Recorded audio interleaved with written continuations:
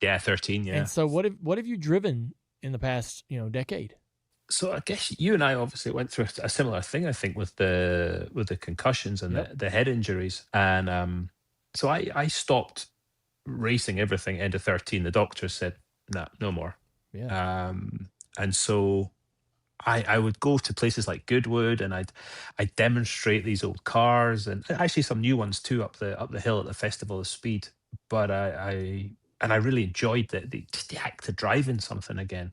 Um, 2019 showed up, and I decided, I said, I want to go racing again.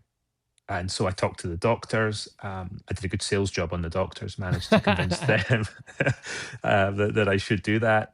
Ellie, my wife, said, "Yeah, yeah, whatever you want to do." My mother wasn't quite so happy, shall we say? Yeah. But anyway, so I started racing old cars.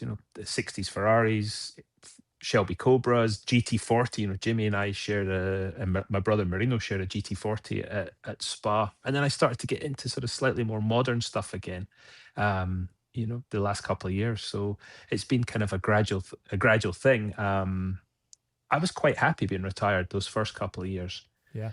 Um, and then, I don't know if you experienced the same thing, but when I was competing, it was so much about the result and trying to get the result and everything that went into that, and the pressure, to whether that was from me or from outside trying to make it happen, that actually the driving the car wasn't the fun bit.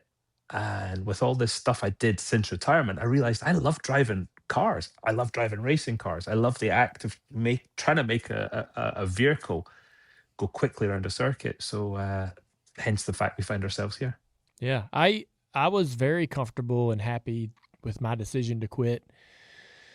And obviously, probably similar to you, the injuries and everything that I experienced to get better and all that was fresh, right? And you're like, all right, yep, I'm good to put this behind me. As I got further away from that decision, I started feeling more homesick to it.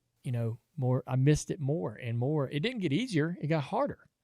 And I was starting to look at my age and going, man, I still got a little I could do. Surely I could go play here. I could go play there.